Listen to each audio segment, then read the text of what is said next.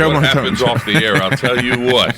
Joe Martone sitting in for Rob McBlain, by the way. She's with her son today, if anybody's wondering. Okay. Because he's visiting from New Jersey, and, it's still Mother's Day. There you go. It's still Mother's Day for her. Dr. Stephen M. Gottesfeld is on the phone. I hope I said his name right. He's on the phone with Ed Cueto. We are going to learn about something I find very interesting. To fix your heart, sometimes they take, I don't want to say, I think it's a vein, artery. I never know the difference. They'll know. And they get it from your leg, and they put it in your heart. Science is amazing. Medical science is even more amazing. And they call that harvesting when they take that vein out of there.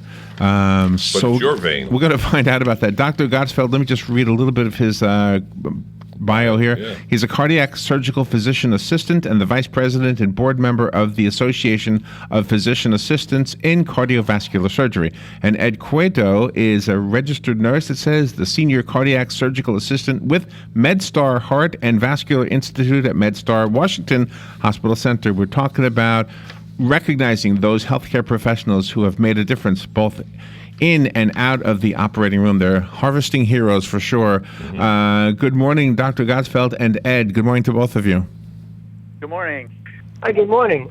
First off, just for clarification, though I appreciate the term, I am not a physician. I am a physician assistant, which is educated to a master's level. So you can just call me Steve. It's fine. Okay, Steve. Okay, Steve and Ed, and hopefully I said your names okay. Was I close even?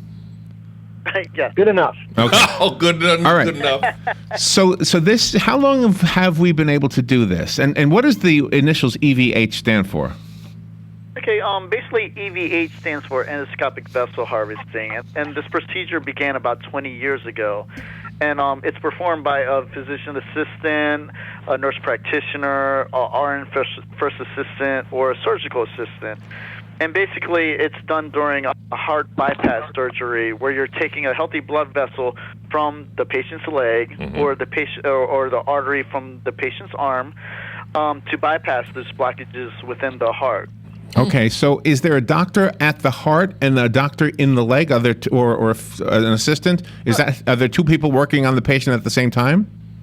Yes, there's two people working on the patient at the same time. Basically, your physician is working on the chest, opening up the chest and harvesting the artery off the chest wall, or putting that patient on the bypass machine, while your assistant is harvesting the conduit, which is the vein or artery through the leg or arm. Can I ask, what were we doing before this technology? 21 years ago, how did these problems, how were they handled differently? Okay, before the endoscopic vein harvesting, which you're basically making about a 1-inch incision to take out either the vein or artery. So before that, what we were doing, we were opening the leg from groin to ankle, or depending on how much vein and how many blockages the heart had, you would just you would fillet the leg wide open, or fillet the arm open to take out the artery. So basically, it's the added benefits of that, of course, are since with that small incision, you have decreased leg complications. It's less painful. There's less chances for infections. Can I ask a real basic question that I don't know, that maybe I'm the only one who doesn't know what it is, but everybody always uses the expression bypass surgery, heart bypass surgery. What is that? I mean, is that like bypass, like when you're on the interstate and you bypass the city? That's basically what you're doing. You basically, where that blockage is a traffic jam, and you need to take an alternate route. So with the vein or artery, you're bypassing or creating that detour to get the blood to where it needs to go in that heart. Now, when you do the operation, I understood you put yourself on a bypass machine. So are you stopping the heart altogether to do this operation and putting these veins in?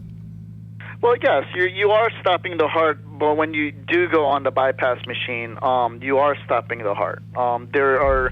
Another way of doing the bypasses is doing it off pump, which you would do the bypasses while the heart is still beating. So basically, you can do it two ways of bypassing. You could do it on pump while you're stopping the heart, or off pump, which is a greater difficulty, but and do the bypasses while the heart is beating.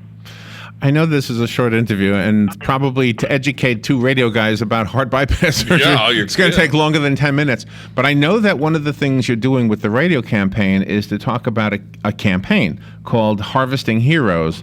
So explain the campaign, and more importantly, how do we play a role in this? How do we help? Well, like Ed was talking about, this is a 20-year anniversary / 20-year celebration. And a couple of large organizations, like Atengi, which is the organization basically that manufactures these wonderful devices, and the Association of Peace in Cardiovascular Surgery, which I'm vice president of, which represents about 1,000 physician assistants that practice heart, lung, and vascular surgery, partnered to do two things. One thing, to raise money for the American Heart Association, which is a very valuable organization, and to give some recognition for all those non-physician providers who are out there every day making heart surgery happen and making it safer and more efficacious for people. Really? So, Ed, this is Ed talking, right? Actually, that was Steve. This is Steve. Oh, that was Steve. Okay, I'm confusing you. You almost sound alike. I haven't spoken to you long enough. So okay. So the campaign is for the rest of us to understand that we're alive because of two professionals and a whole team, obviously, that not only discovered how to do this, but also do it on a regular basis. I mean, you guys are in there, every day doing something like this? Yeah, pretty much. Yes. Wow. Have you done one yet today? Not yet, but I'm actually in my car driving to work, and at 11 o'clock, my time, I'm starting one. Oh, my gosh. Your time. Where are you calling from? Yeah, where are you? I'm from San Diego. In okay. San Diego. Oh, my gosh. Well, thank you for getting up early. Yeah. Before heart surgery, let's call a radio station and do an interview. All right. So what's the patient doing right now? The patient you're going to be working on, what's happening for that patient right now? Sleeping? Breathe. I don't know. Probably breathing, I hope.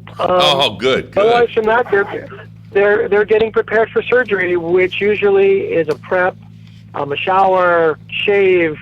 They're getting their IVs placed. They may be getting their antibiotics. They may be getting some of their IVs put in right now. They're usually surrounded by their family. And then the operating room is either being cleaned or getting prepared. Wow. So I'm guessing that in the old way, when you filleted the leg, the way you said it, there was a lot of pain after the surgery that was in the leg. I'm guessing now there's... yeah, absolutely. Yes. Am I right in guessing there's not as much pain in the leg? Well, it's ironic you say that because before, when we used to fillet the leg wide open, they used to complain more that their leg hurt more than us sawing their chest cavity in half. Yeah, I bet. But now with the endoscopic vein harvesting, they sometimes they don't even know we've done anything to their leg. Besides that bandage that's wrapped around their leg, it's the added benefit of decreased pain and the smaller incisions. Sometimes they don't even know we've done anything to their leg. Wow. Is it hard to find the vein in the leg? It's both me and Steve have been doing this for so long. I mean, sometimes I'd say it's a routine thing for us. But I mean, All right. We have in this studio, almost every week, somebody local who is in the health profession. And I don't know how many of them may have been involved in these kind of procedures. It says on my notes here that the average citizens, can nominate somebody to be a hero. So help us, navigate us to that. How do we do that? How do we find somebody local who we could say, hey, this person saved a life? Well, it's EVH at W2O group, spelled out GROUP.com. Okay, I'll say that again. That's a website or an email address? Well, right now it's an email address. Okay. So say it again, please. I'm going to write it down. EVH at W2O group, spelled out, .com. Okay, W2O. So that email, then you would just type in a question and see how, and then I'm presuming someone has access to that. More than one person has access to that email, so you can get a response very quickly. Absolutely, and then they'll lead you through the process. Okay. So chances are, if somebody has gone through this surgery, they know who that person is. And so are we nominating the person at the leg only, not the guy at the heart? You'd think it'd be both in the list.